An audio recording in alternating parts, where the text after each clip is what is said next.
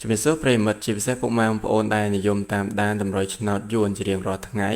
សូមស្វាគមន៍មកកាន់ Channel ស្ដេចឆ្នោតយួនរបស់ Admin សារជាថ្មីម្ដងទៀតថ្ងៃនេះគឺត្រូវនឹងថ្ងៃទី2ខែកក្កដាឆ្នាំ2026 Admin យើងមានលេខតម្រុយល្អមែនតើនឹងបានធ្វើការសម្រិតសម្រាំងយ៉ាងហ្មត់ចត់ដើម្បីនាំយកតម្រុយលេខពិសេសដែលមានភាគរយខ្ពស់ក្នុងការចេញនៅថ្ងៃនេះមកចែកជូនពុកម៉ែបងប្អូនទស្សនា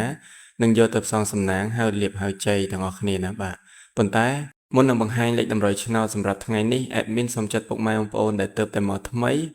ឬបងប្អូនដែលមើលរាល់ថ្ងៃតែមិនទាន់បានចុច Subscribe ទេសូមជួយចុចប៊ូតុង Subscribe ម្នាក់មួយព្រមទាំងចុចសញ្ញាកណ្ដឹងចុច Like និង Comment ពាក្យថាហេងឬ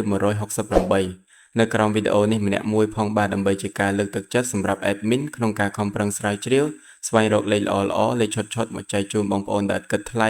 និងមិនមានការទារសគុណទឹកតែនោះទេបើចុចរួចរាល់ហើយកុំឲ្យខាតពេលយូរយើងទៅមើលលេខសំណាងថ្ងៃនេះទាំងអស់គ្នាអញ្ចឹងសម្រាប់អូសខ្ទង់ថ្ងៃនេះ Admin សូមណែនាំជើងលេខ2ខ្ទង់ដែលមានសង្ឃឹមជាងគេគឺអូសខ្ទង់30និងខ្ទង់90អញ្ចឹងយើងមានអូស30និងអូស90បាទចំពោះលេខត្រេង2ខ្ទង់ Admin ក៏មាន4គ្រាប់ឲ្យពុកម៉ែបងប្អូនដែល Admin បានសម្រាំងទុកយ៉ាងស្អាតគ្រាប់ទី1មាន34 36 92និងលេខចុងក្រោយគឺលេខ97គ្រាប់នេះគឺល្អសម្រាប់បងប្អូនយកទៅលេងត្រេងការពារ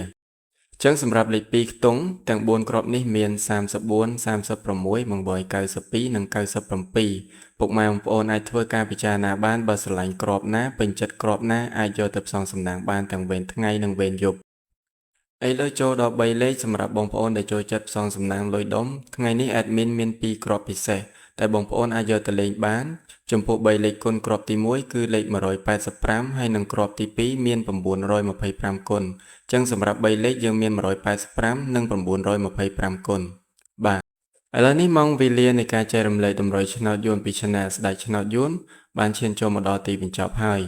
តម្រុយឆ្នោតរបស់ Admin មានតែប៉ុណ្្នឹងខ្លីៗទេបាទសម្រាប់យកទៅជាចុងក្រោយ Admin សូមជូនពរដល់ពុកម៉ែបងប្អូនទាំងអស់គ្នាឲ្យមានសំណាងល្អហេងត្រូវទាំងលេខតូចត្រូវទាំងលេខធំចូលកប់គ្រប់គ្នាណាបងប្អូនបាទជម្រាបលានិងជួបគ្នានៅវីដេអូថ្ងៃស្អែកជាបន្តទៀតបាយ